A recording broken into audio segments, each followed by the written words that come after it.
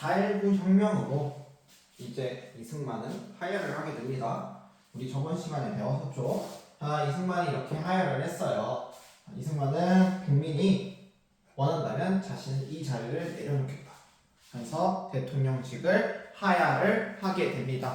그리고 이렇게 하야한 직을 그대로 이승만이 떠나와서 정부를 내줄 수 없으니 당시 이승만 밑에 있었던 장관이었었던 허정이 과도 정부를 수립을 하게 됩니다.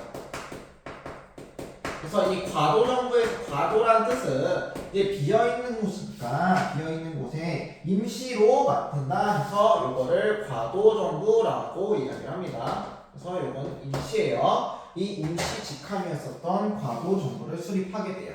그래서 이 허정 과도 정부는요 헌법을 개정합니다.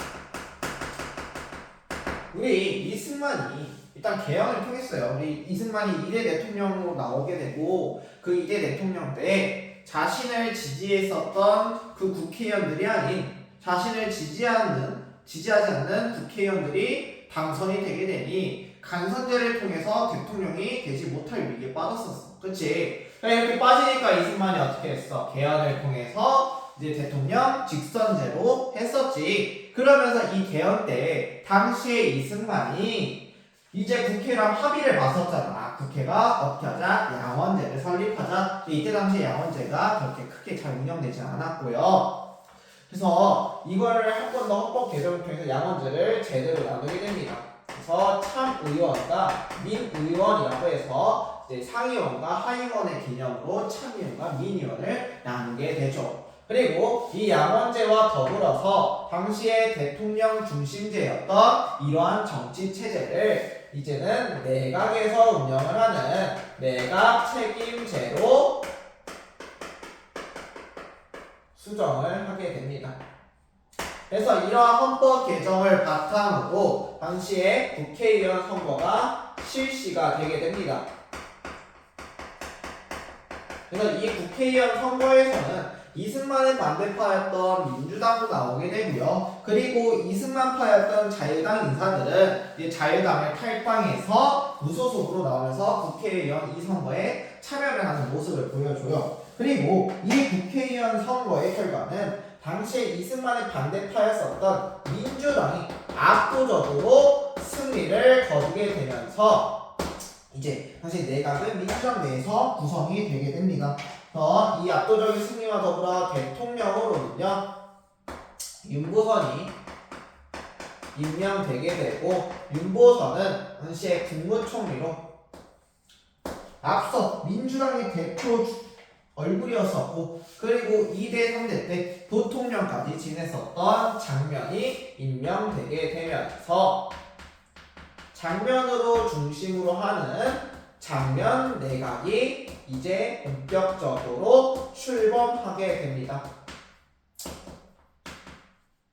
알겠죠? 그럼 지금부터는 이제 장면 내각에 대해서 한번 볼게요. 장면 내각.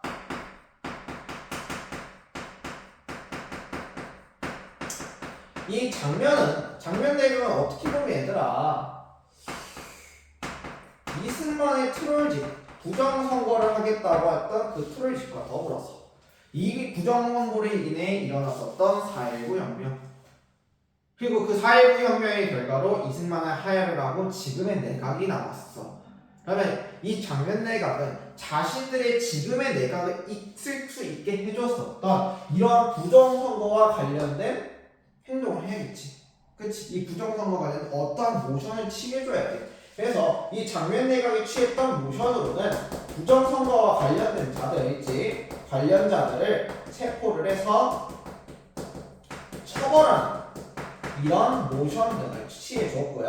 아까 더불어서 지방에 자치적으로 할 수 있는 지방자치 제도를 운영하게 됩니다. 그러니까 모든 행정부의 수반이 중앙에서만 통제되는 것이 아니라 지방에서도 자치적으로 운영을 할 수 있는 이러한 지방자치제도도 만들게 됩니다. 그리고 장면은 예전부터 얘기했었던 자신의 나라가 경제 개발을 원했어요. 그래서 이때 당시에 경제 개발 우리가 좀 더 경제적으로 발전해 나가야 된다라는 원칙을 따지면서 경제개발 5개년 계획을 실시를 하게 돼요. 그래서 자기는 경제를 되게 부흥시키고 싶어. 그리고 경제와 관련된 부서들을 쫙 밀어주고 싶었던 거야. 근데 얘들아, 너희들 올해 초에 뉴스 봤겠지만 우리 R&D 예산이라고 해서 과학기술과 관련된 예산을 삭감하였고 그 삭감한 게 어느 다른 부서로 들어갔다라는 걸 봤을 거야. 응? 그 왜 그랬냐면은 우리의 세금으로 인해서 운영하는 국정 운영을 할 수 있는 예산은 한정적이야. 그리고 그 한정된 예산 속에서 다른 부서에다 배치해줘야 돼. 그러면 어느 부서에 대한 지원금이 올라가면은 자연스럽게 다른 부서의 지원금도 내려가겠지. 이때 장면대학도 마찬가지였어. 이 경제개발 5개년을 지원해 주려고 경제와 관련된 부서가 지원금을 팍 밀어줬어. 그럼 어느 부서는 줄어들겠지. 그러면 당연히 이 줄어든 부서의 사람들은 불만이 많을 거란 말이야. 이때 장면이 이 경제개발 5개년 계획을 해주겠다고 군사와 관련된 군비를 축소해버려. 그럼 자연스럽게 누가 불만이 나오게 될까? 그렇지. 군인들에 대한 불만이 되게 커지게 되는 요런 상황이 오게 되면서 장면 내각은 정책을 실시를 하고 있었어요. 이 장면 내각은 앞에서도 말했다시피 4.19 혁명, 민주화 운동으로 나왔던 내각이란 말이야. 그러다 보니 이러한 민주화 운동도 정말 많이 일어나게 돼요. 그래서 이 민주화 운동도 되게 많이 일어나게 됩니다. 여러 계층에서 일어나게 돼요. 그중 첫 번째로 보면은 학생단체에서도 많이 일어나게 돼요. 그래서 학원에 대한 민주화가 일어나게 돼요. 여기서 말하는 학원이란 우리가 지금 다니는 너희들이 다니는 그 학원의 개념이 아니라 대학생들이 공부하는 대학원의 개념이라고 보면 돼요. 그래서 학문을 공부하는 원, 그래서 학원이다 라고 보면 됩니다. 당시 4.19 혁명 때 서울에서 이제 이 4.19 혁명을 주도했었고 국회의사당까지 갔었던 게 어떤 사람이었어? 그렇지, 대학생, 고려대학생 그 사람이었잖아.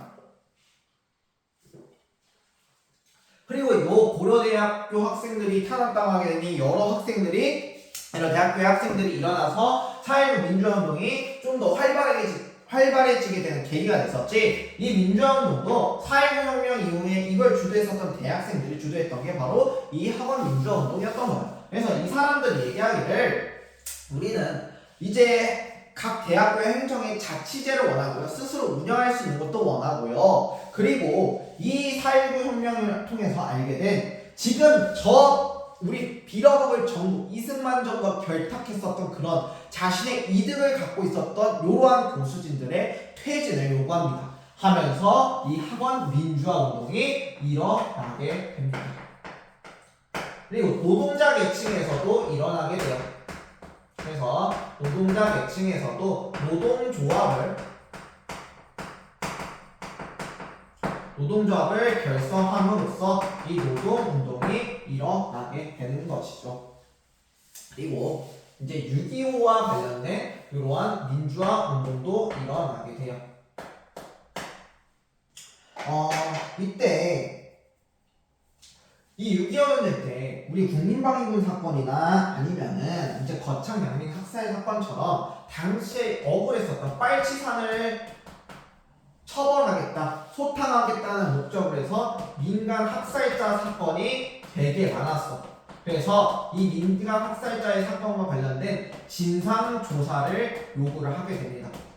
그럼 대표적인 이 민간 학살자 진상조사 중 우리가 배웠었던 건 뭐였어? 그렇지, 거창에 있었던 당시 한 국회의원의 폭로로 알 수 있었던 거창 양민 학살 사건이었어. 그래서 이거에 대한 진상조사를 해달라는 이러한 이제 민주화 운동도 일어나게 됩니다. 그리고 마지막으로 우리 이승만 정부 시기 때 조봉암에서 잠깐 생각을 해보자. 이 조봉암은 이승만 정부가 내세웠던 북진 통일에 대해서 반대하는 입장이었고 반대쪽 입장이었어. 그래서 이 조봉암이 주장했던 건 무슨 통일론이었어? 그렇지, 평화통일론이었단 말이야. 이 평화통일론을 주장했었던 요 조봉암이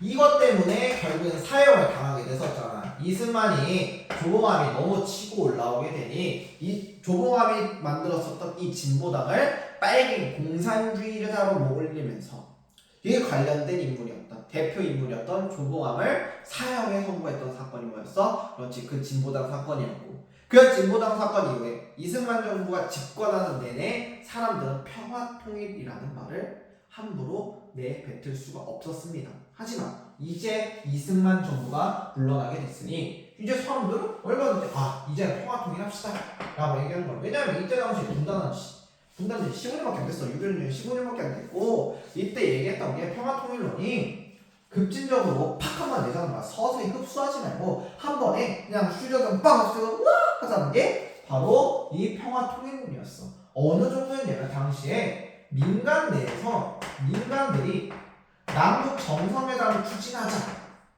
라고 할 만큼 이 평화통일론이 압도적으로 나오게 되는 거야. 자, 이런 식으로 어떻게 보면 이 장면 내각에서는 이 정책적으로 조금 뭔가 해볼만 했지만 이런 민주화 운동을 통해서 여러 운동들이 나왔고 여러 사람들이 이 민주당한테 이런 것들 요구를 하게 되는 거야. 좀 우리 민주화 운동 합시다. 노동조합 좀 해주시다. 이런 진상조사 좀 해주세요. 남북 정상회담하고 평화통일 좀 합시다. 라고 하면서 이런 것들이 민주당이 밑발듯이 몰려오게 되는 거야. 근데 문제가 생겨. 이런 것들이 민주당이 감당을 할 수 있었으면 좋았건만 문제가 생깁니다. 당시에 집권당이었었던 이 민주당이 이러한 다양한 민간 요구에 대해서 수용할 수가 없습니다. 즉 수용을 하지 않는 모습을 보여주게 돼요. 그러니 이것 때문에 민심은 안 좋아지게 되고 설상가상으로 이 민주당 내에서 분열이 일어나게 되고 이 분열로 인해서 되게 국정 자체가 혼란스럽게 됩니다. 그러니 이렇게 혼란스러운 상황에서 이 경제개발 5개년 계획으로 군비가 축소되고 그거에 대해서 불만이 많았었던 군인들이 이건 안 되겠다 도저히 이러한 사태를 우리가 해결해야 됩니다. 지금 보면은 이승만 정부 딱 물러나고 좀 내각 좀 하면서 평화롭게 지내나 했더니 위로는 이런 민주화운동 있고 또 우리는 혼란스럽고 하니 이러한 혼란스러운 체계를 우리가 제대로 잡겠습니다 해서 박정희를 주도로 해서 일어났었던 게 바로 5.16 군사정변이었습니다. 그래서 이 5.16 군사정변으로 장면대각은 출범한 지 9개월 만에 결국엔 무너지게 됩니다.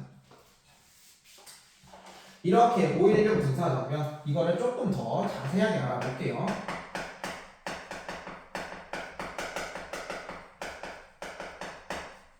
1961년대 일어났었던 5.16 군사정변 당시에 이제 나라 자체는 다양한 민주화 운동으로 인해서 국정은 혼란스러웠습니다.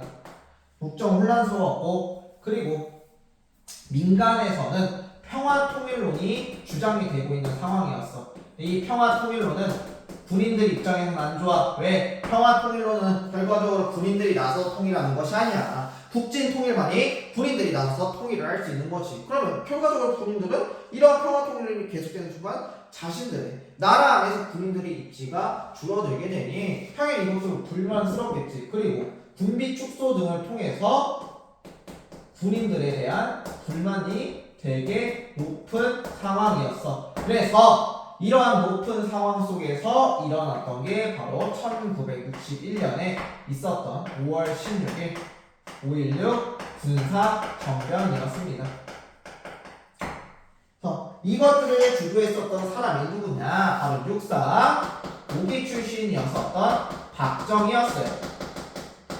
얘가 최근에 이게 지금 최근인데 좀 작년인지 올해인지 기억이 안 나거든. 근데 아무튼 그 서울의 봄이 있었잖아. 서울의 봄 우리 그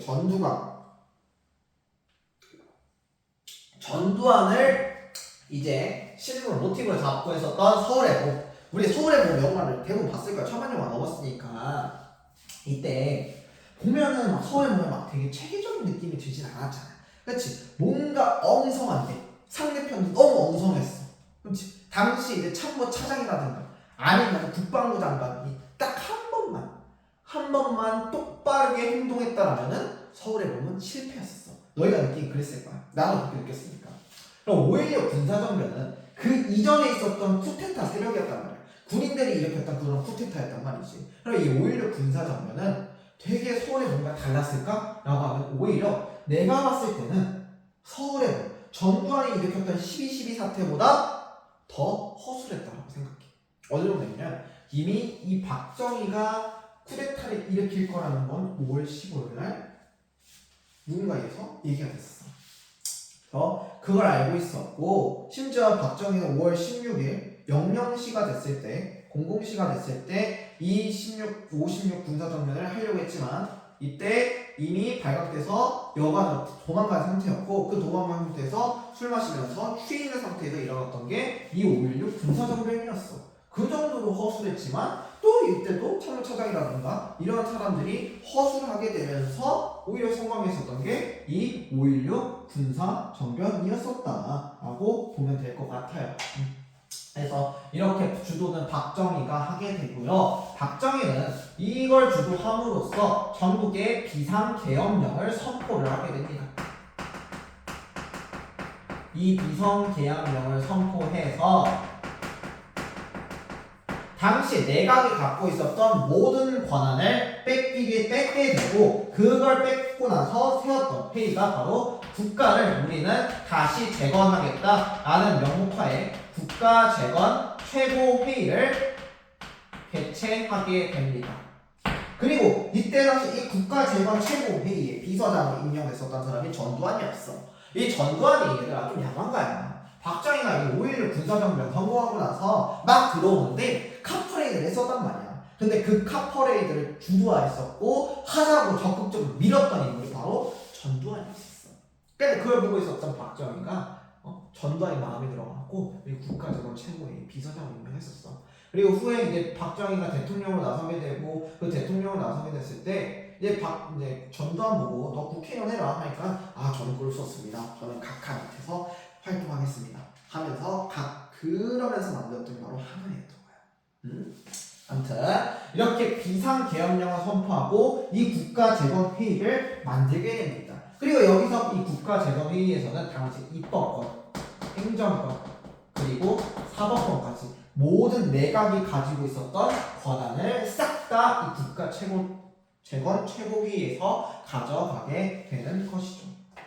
자, 그러면 박정희가 어쨌든 쿠데타 일으켰잖아. 그럼 민심 안 일으켰지. 그럼 이 민심을 사로잡을 정책들이 필요했었어. 그래서 민심 정책을 이때 실시를 하게 됩니다.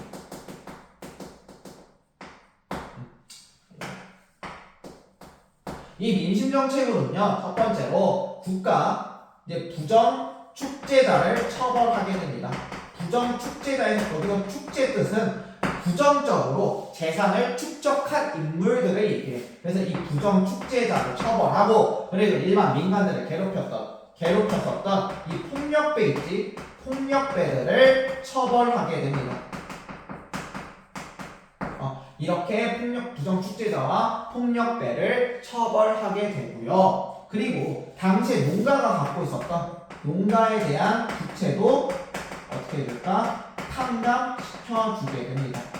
이렇게 민심정책 잡으면서도 자신과 반대파였던 정치인들이나 이런 사람들을 활동을 못하게 해버려. 그래서 정치인들을 언론 탄압하고요. 그리고 언론 탄압과 함께 그리고 정치인들의 활동 자체도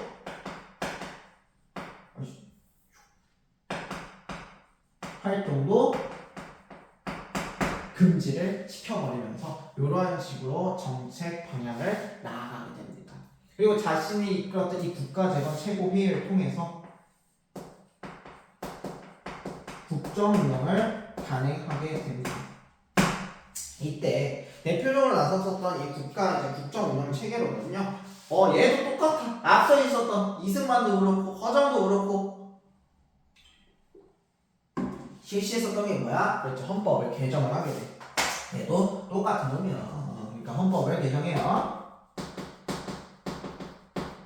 자, 자, 지금 국회 양원제야, 단원제야? 양원제지. 당시에 국회를 단원제로 바꾸게 되고요. 그리고 기존에 있었던 내각 책임제에서 이제는 대통령 중심제로 다시 한 번 더 개헌을 하게 됩니다. 그래서 이러한 것들을 바탕으로 당시 중앙정보부 소속으로, 중앙정보부 주도로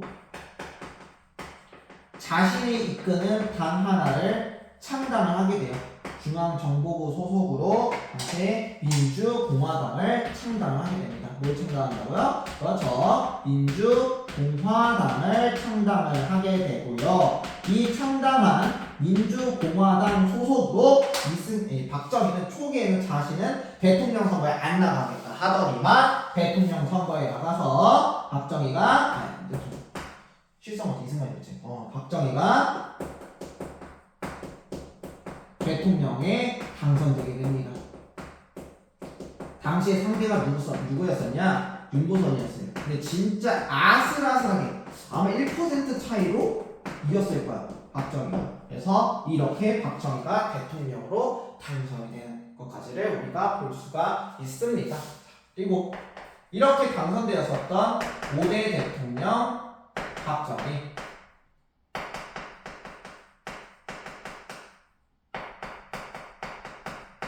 이렇게 박정희 대통령으로 당선이 됐어. 얘도 근데 우리 박정희 하면 슬로건 중 하나가 경제 개발 중 하나야. 그래서 이것 때문에 박정희를 좋아하는 어른들도 계시고, 그리고 박정희가 독재 대통령이었습니다. 그래서 이 독재 때문에 싫어하는 어른들도 계세요. 어쨌든 박정희 하면 내올 수 있는 슬로건이 방금 얘기했다시피 경제 개발이었어. 뭐라고? 경제 개발이었다.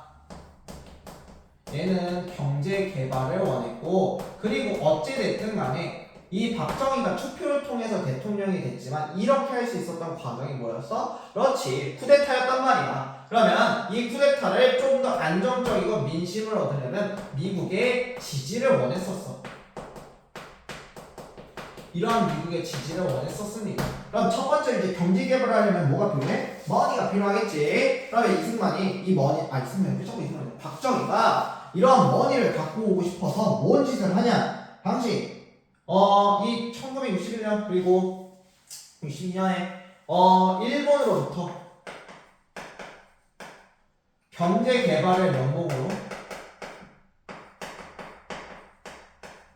정상회담을 거치게 됩니다.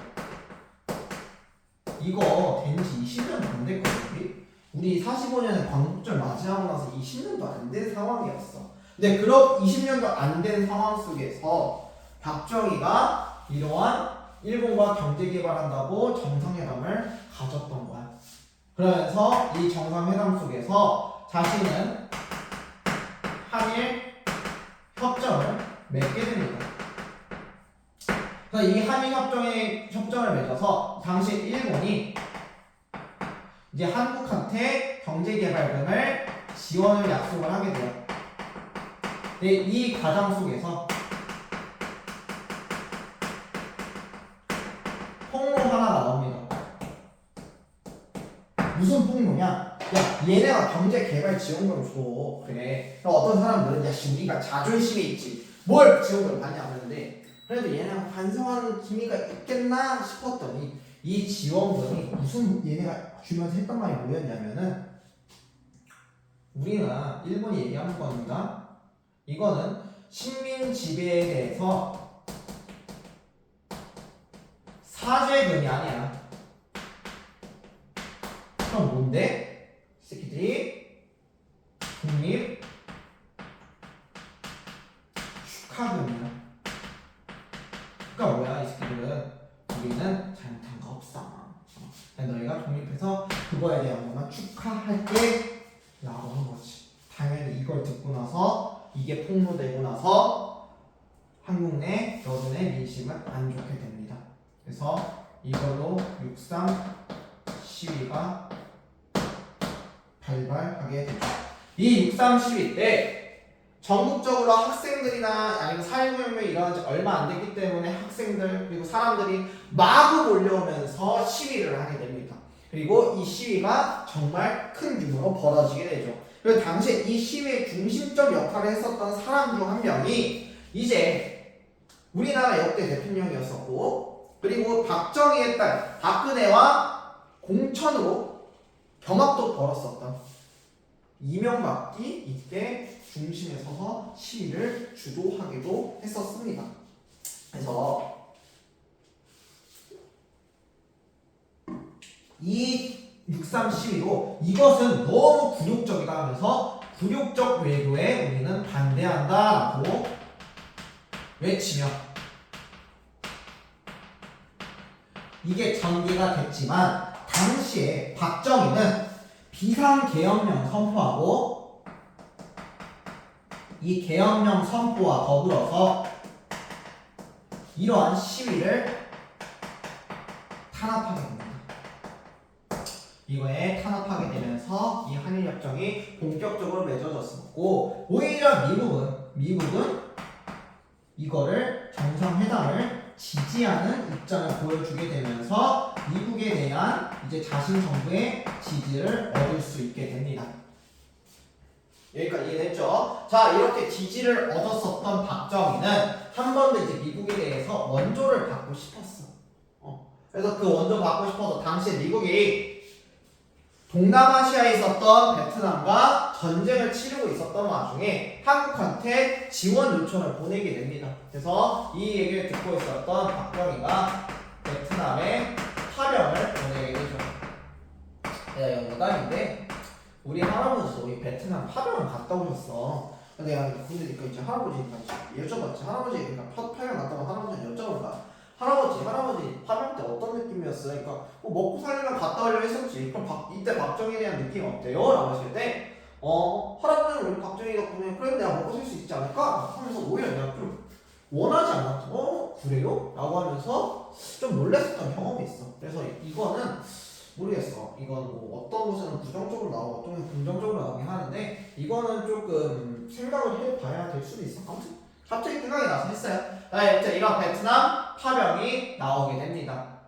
그래서 이걸 했었던 이유는 당연히 미국의 경제 원조를 바랬었겠지. 미국의 경제 원조를 바랬었고, 그래서 이 경제 원조가 경제적으로 물품이라든가 아니면은 차관 등의 원조를 바라면서 일어나게 됩니다. 그래서 이런 것들 때문에 이제 당시에 이 베트남 파병으로 브라운 각서를 쓰게 됩니다. 이 브라운 각서를 통해서 이제 우리가 어느 만큼 지원을 받을지를 해줬던 게 브라운 각서를 통해서 어느 정도의 지원을 받을지를 해줬던 게 바로 이 베트남 파병의 역할이었습니다. 그래서 이걸로 이제 우리나라 젊은이들이 가서 베트남 파병하고 이걸로 인해서 이 베트남 전쟁으로 외화도 벌었습니다. 그래서 긍정적으로는 우리 젊은이들 때문에 외화벌이가 가능했었다. 근데 이러한 외화벌이가 있음에도 우리가 한 번쯤 생각해줘야 돼요. 어찌됐든 얘들아 전쟁이잖아. 맞지? 그러면 이 전쟁으로 인해서 모든 젊은이들이 가서 살아왔을까? 아니야. 젊은이들이 결과적으로 희생하면서 목숨을 잃게 됐고요. 또 이때 미군들이 이 베트남에 이제 많은 그 숲풀에다가 숲풀을 억제하기 위해서 고엽제 등을 뿌립니다. 그래서 이 희생과 고엽제 등의 피해는 아직까지도 이제 젊은이들이 갖고 있는 상황이에요. 그리고 우리나라가 이 베트남 파병을 감으로써 이때 베트남 여자분들이나 사람들을 많이 괴롭혔다고 해요. 그래서 우리도 이 베트남 민간인들을 많이 괴롭히면서 민간들이 많이 피해를 봤다고 합니다. 그래서 이제 여기까지가 여고대 대통령 박정희에 대한 내용이었습니다. 끊고 갈게요.